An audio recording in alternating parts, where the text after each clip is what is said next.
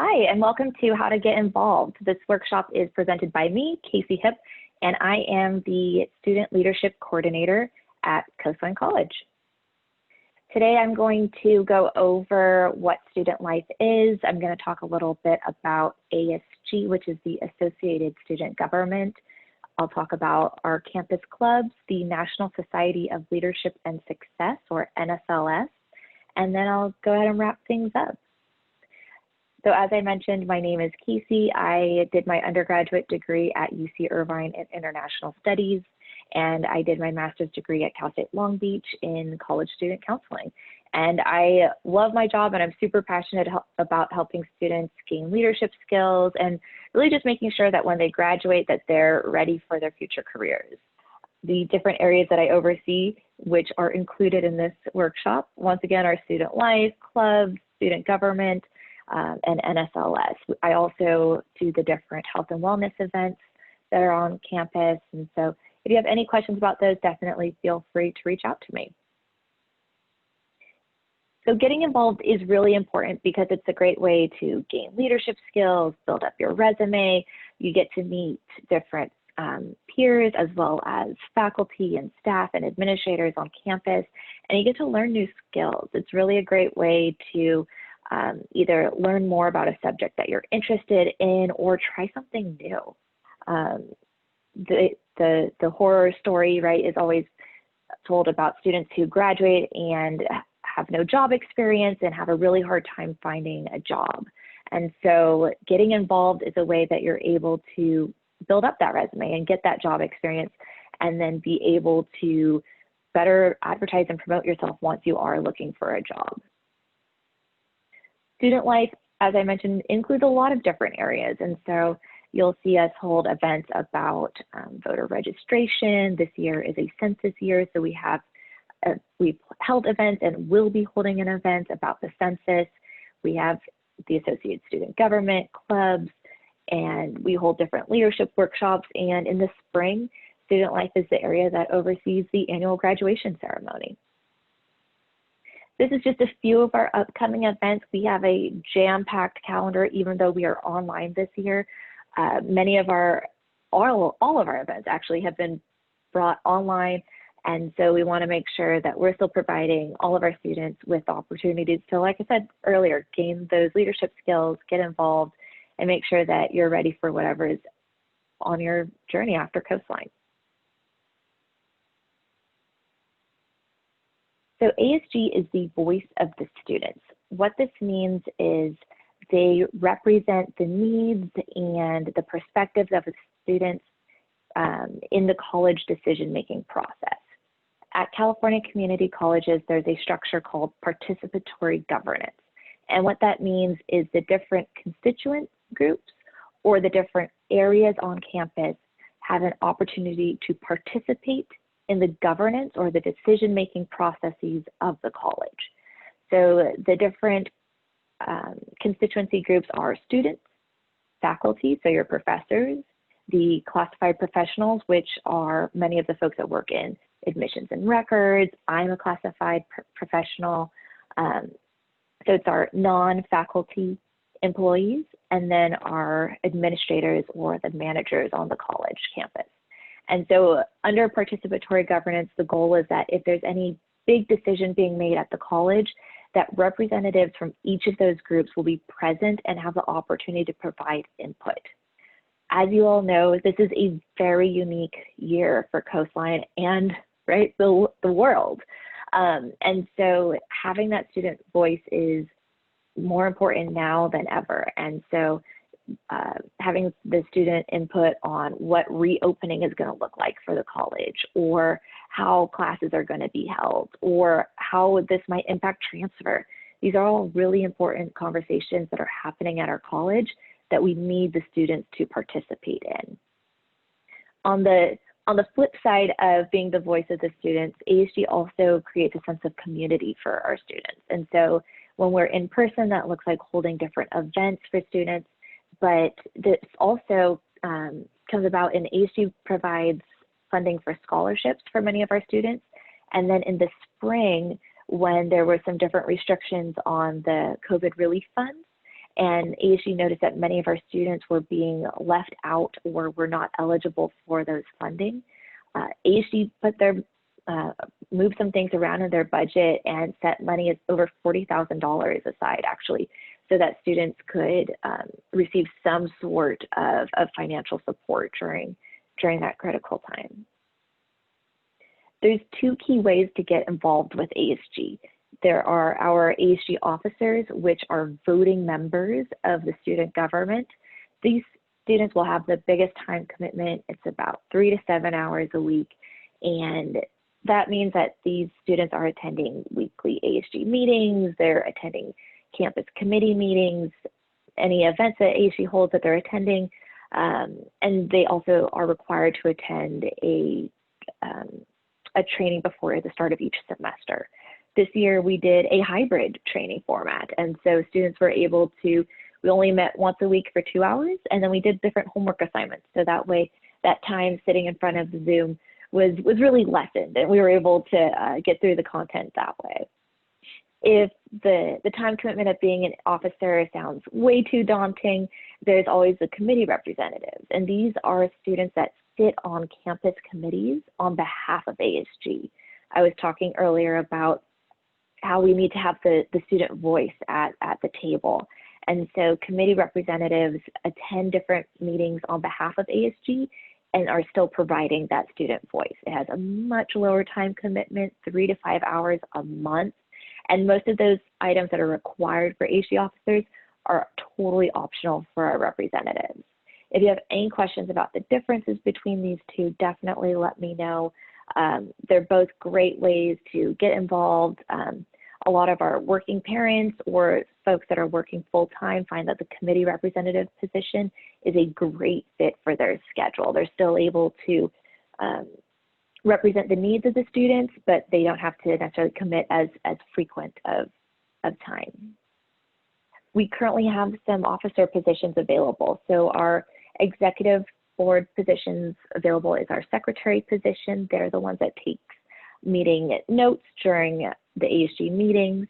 And then we have our senator positions. Our senators are representatives, or they really represent a specific area on campus. And so because we're a decentralized campus, we have a senator for each of our physical campus locations, as well as some of our key student populations. So that is our military students.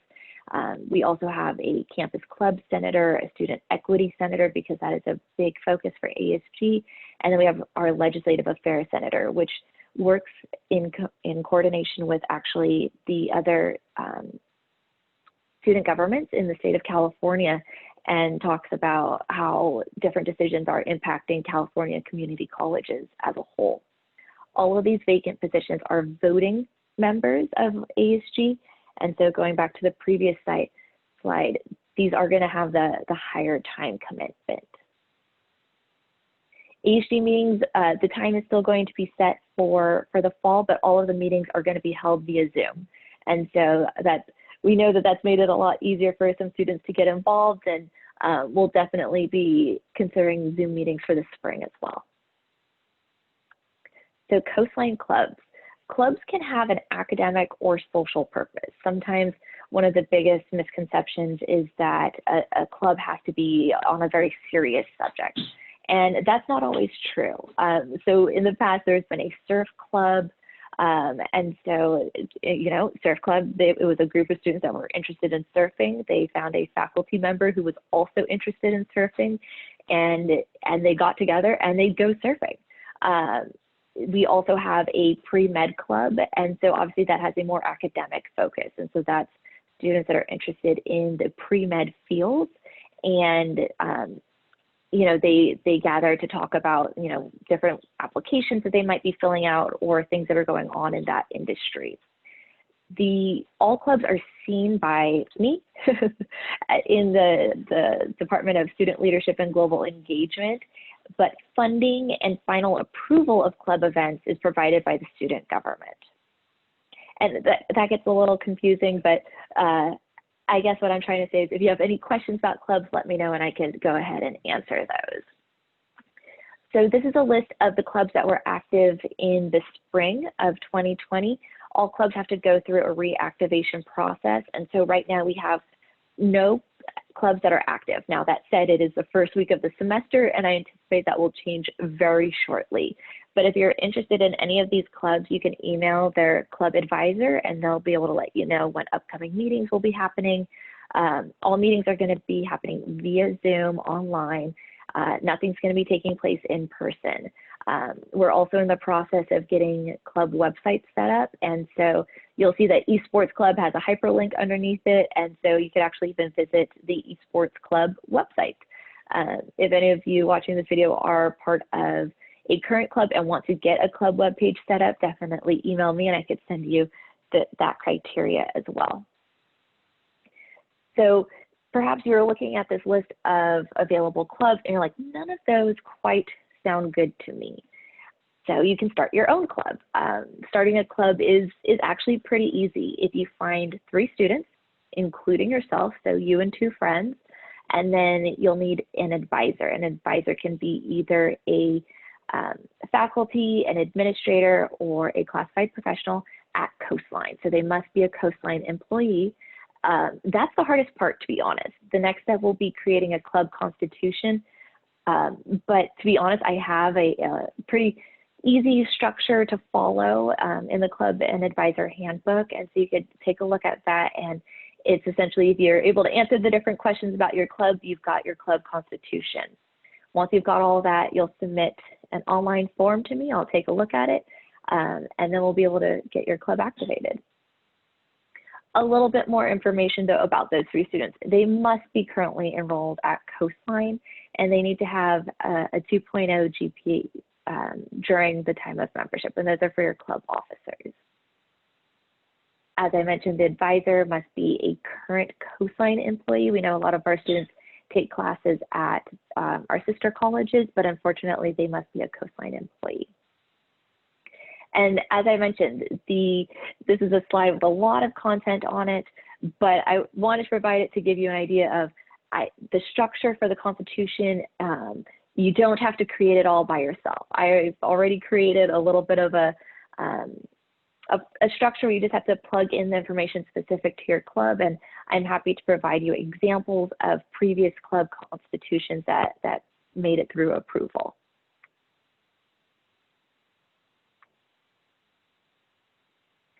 So the club activation process, and in review again, you'll submit the activation request. I will review the paperwork that you submit, make sure that just that the forms are filled out correctly, make sure that if I have any questions that those get answered. And then once we do that, I'll then pass it off to ASG. And something that's very unique to Coastline is our student government is very dedicated to supporting our clubs.